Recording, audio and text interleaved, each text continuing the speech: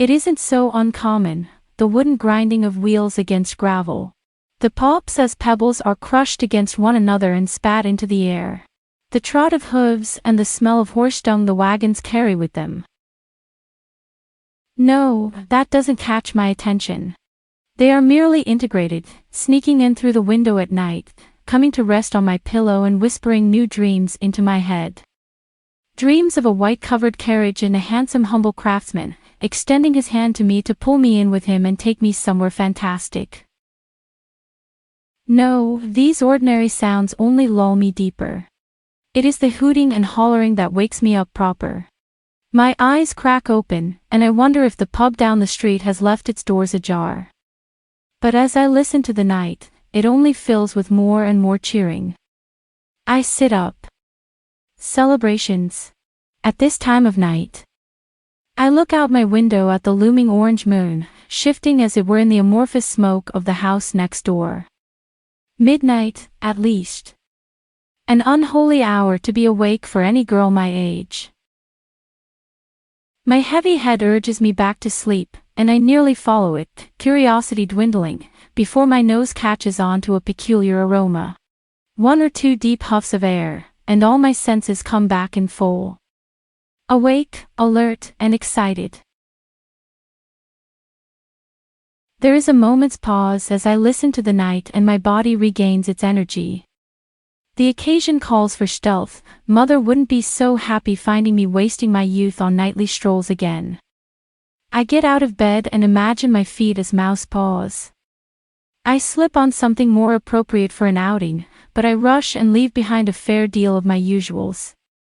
I put on my dress but forego plenty of the ribbons, and I don my socks but forget to pull them high. A hat seems ridiculous for a night as warm as this, and I let my hair down because a braid would take too long. Besides, I only have so many good clothes, and the streets are muddy. Another rise in the waves of whoops hastens my trip. I tiptoe past my mother's room on the 2nd floor, and then run a pitter-patter down the stairs. In the pitch dark of the shop, I fumble for the keys on the counter, and let myself out the front door. The night is warm and inviting. Summer reaches even here in the foothills, where rain pools between all the cracks and crevices, and the air is humid for a foreseeable eternity. The 1- and 2-story buildings come up everywhere terrain is flat enough, betwixt the verdant alders, beeches and grass. When I was very little, there used to be a family for every house, but now half the smokestacks are empty, and most windows are never lit. Somewhere far, but not too far, the city has drawn the eyes of my neighbors. I lock the store behind me, and breathe deep. Above the damp soil comes that smell I've only smelled so many times, so much stronger than I have ever imagined I could smell it. Sweet and delicious, sugar. I hear more substance in the yells as I draw closer to the crowd huddled outside of the pub.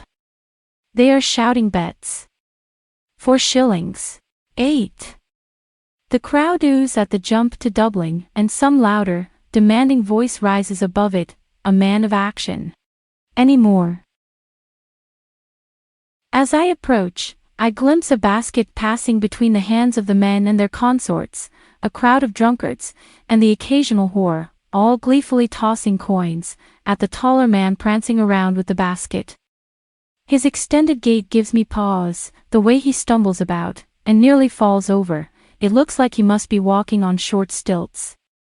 His face comes with a modest patch of beard, just below his lip and a bright, bristly mustache. He is clean and groomed enough, to be taken for a higher class, if not for the poorly concealed patch, seems sometimes caught by the fire's light. When I look at him, the senses clarify. The smell, the sweet, is his. Oh ho! I think we're done, he bellows. I sneak up just to the glow's edge, so that my small stature might be lost in the darkness, and the rowdiness won't suck me in. I find a log among the gravel and sit on it. The stilt man wobbles back to the center of the crowd, standing just behind the fire, which throws long shadows from his legs across his chest and face. His mere stature and presence hushes the crowd into a captivated pause. Deeper and louder than before.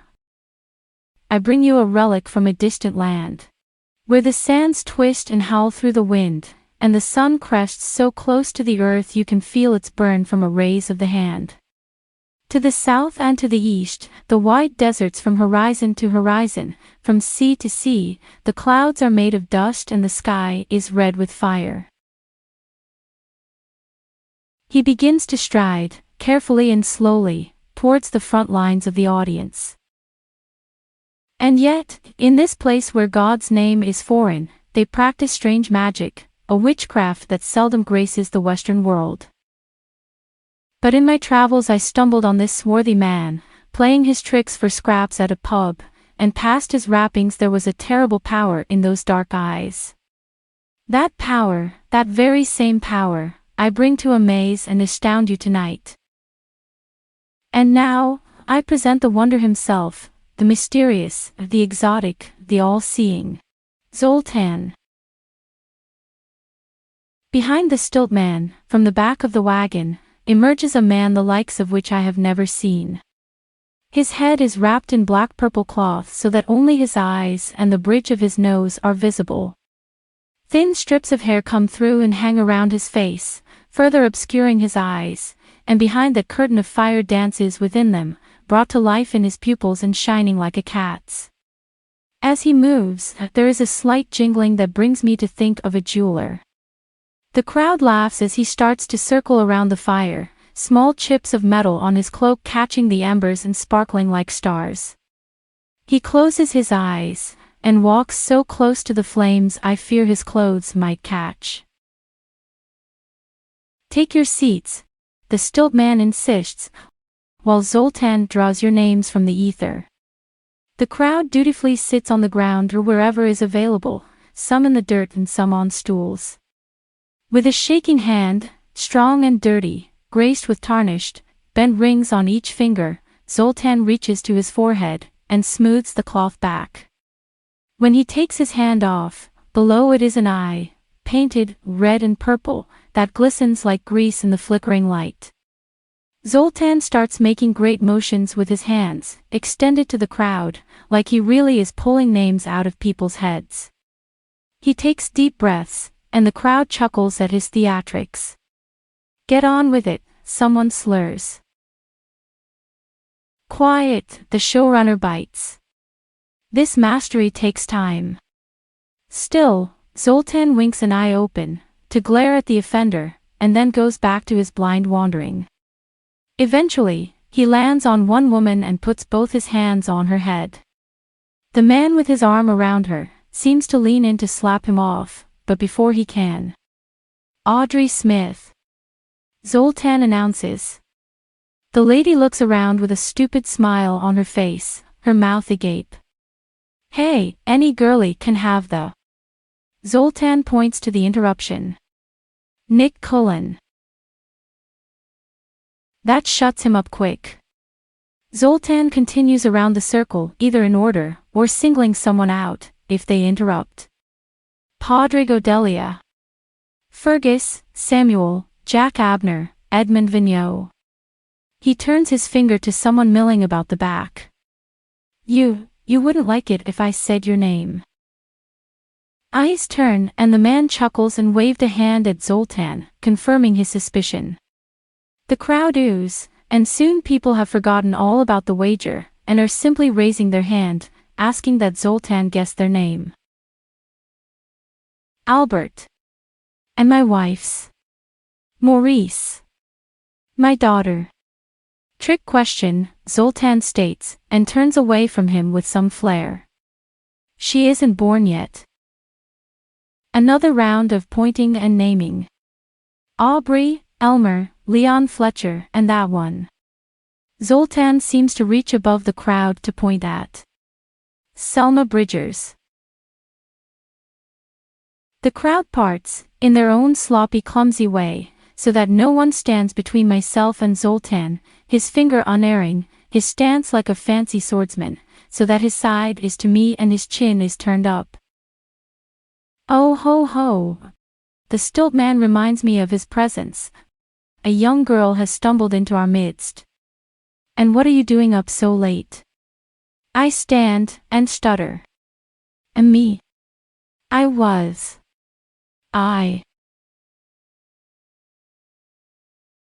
The stilt man strides up to me, looking wildly off balance, and yet staying upright the whole time, until he is just in front of me. Even as he kneels to greet me, he is nearly twice my height. Little girl. You surely don't want to be one with this crowd of hooligans and ne'er-do-wells. Aren't ladies like you tucked in bed at this hour? I try to get out a sound, but he just continues, oh, or could it be? He leans in close enough that I take a step back, but then pulls something out of his shirt pocket. His voice lowered, the smell.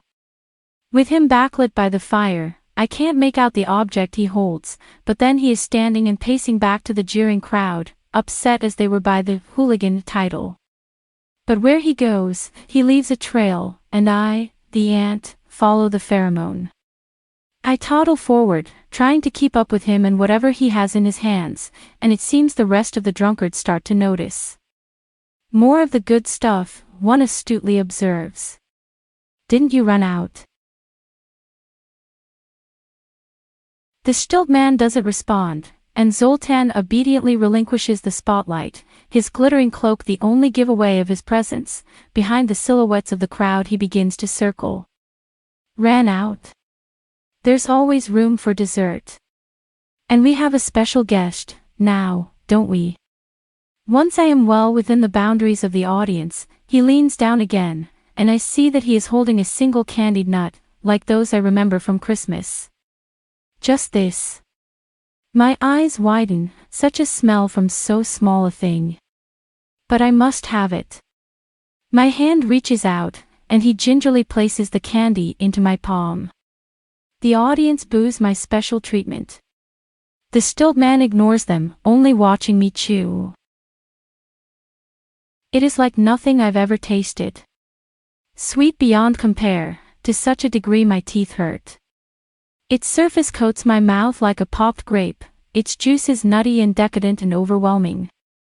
For a moment, I can imagine that I have eaten that which belonged only to royalty. That I have stolen from some forbidden wealth, and would soon be punished. But instead, a warm feeling fills my body from head to toe. I feel my cheeks flush, and my head fill with air. I nearly fall but stick out a foot to catch myself. Whoa! The little lady has little tolerance, doesn't she? The words swirl in my head, like they are from another place, and everything left is taste. The colors in my world become coated with candy, the fire's rising smoke turning into a cottony pink cloud. The patchwork suit of the platform man dissolves into wild shapes that play and champ at each other, and when he speaks, his mouth sheds light like a jack-o'-lantern's. He grabs my arm to keep me on my feet, and then shakes his head, while somewhere far away a mob craves that very candy he has given me. No more, he fends them off. She's a special guest. My daughter. My heavens, if I knew you would be so rowdy, I wouldn't have made her part of the act. I can't argue, because I haven't the head to tell if he is right or wrong. He lifts me up and puts me on his back, like he's protecting me from a pack of wolves. And with my head so light, he feels like a mountain. Like he is lifting me into the heavens. And I am at once afraid of the fall back down. I begin to mewl and moan as best I can. With my world so distorted and my muscles so disobedient of my commands. And he seems to interpret this as my fear of the drunken fools.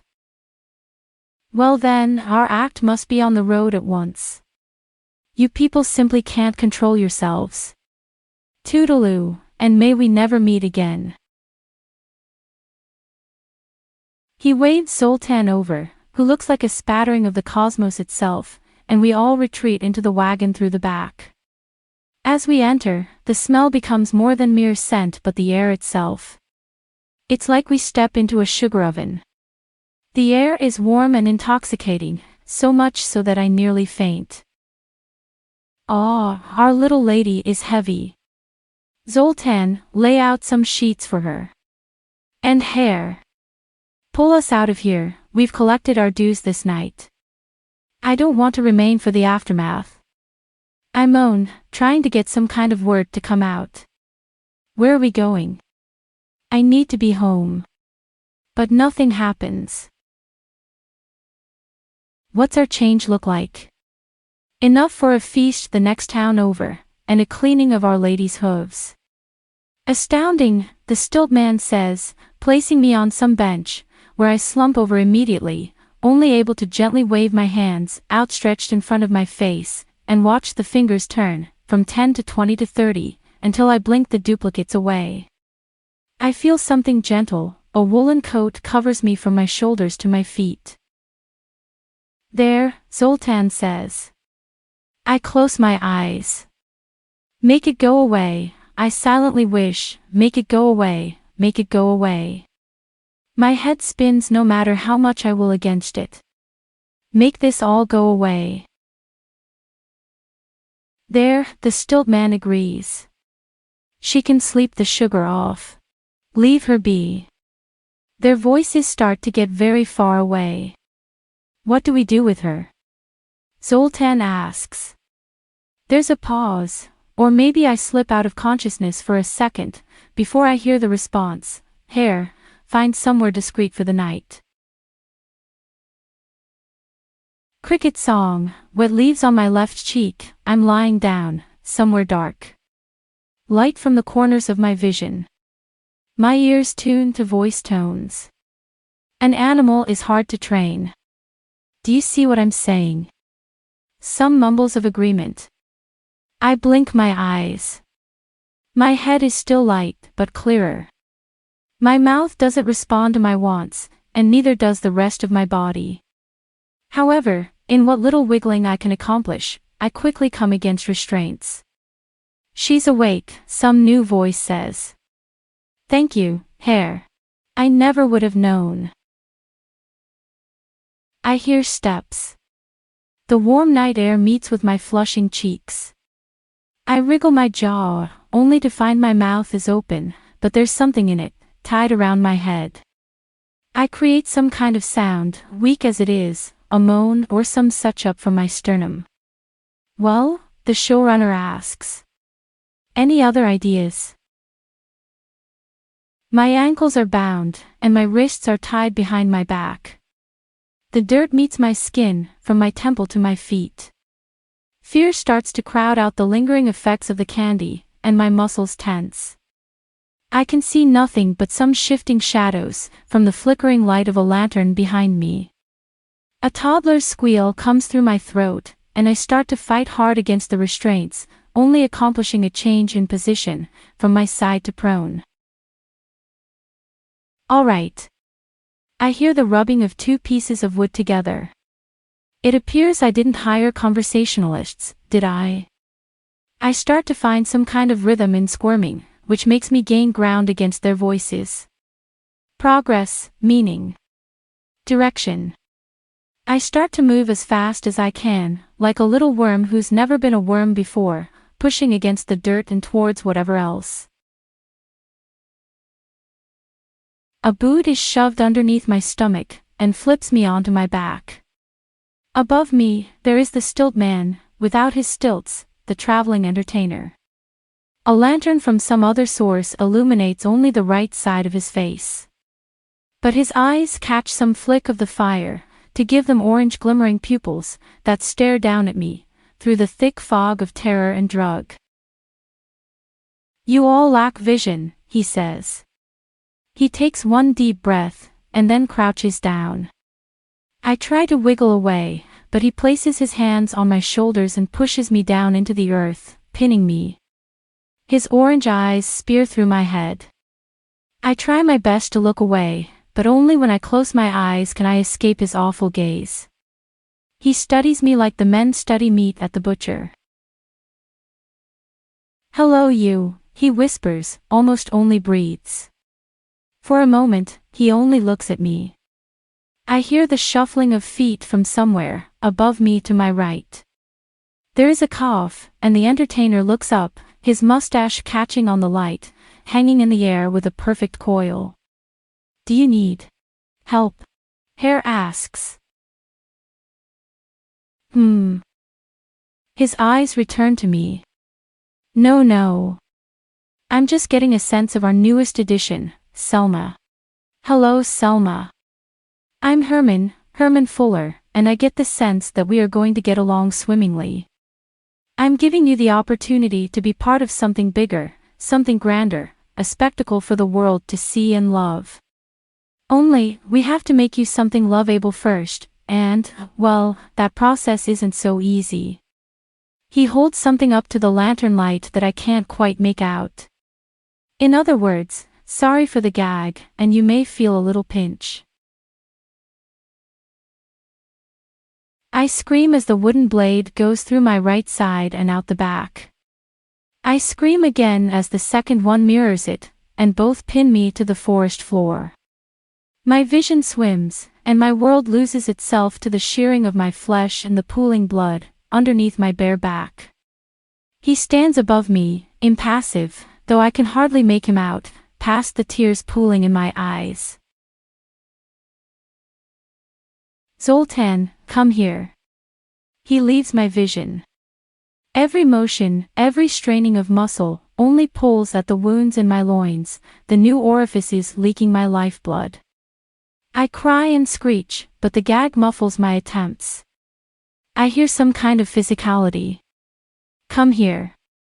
I need you to be here for this.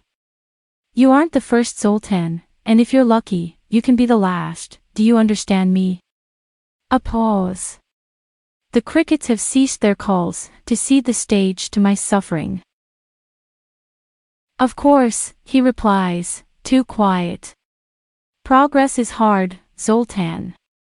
Progress takes fucking effort. I thought you told me, I have the heart for it. I thought you told me, I have the gift. Now come here, Zoltan.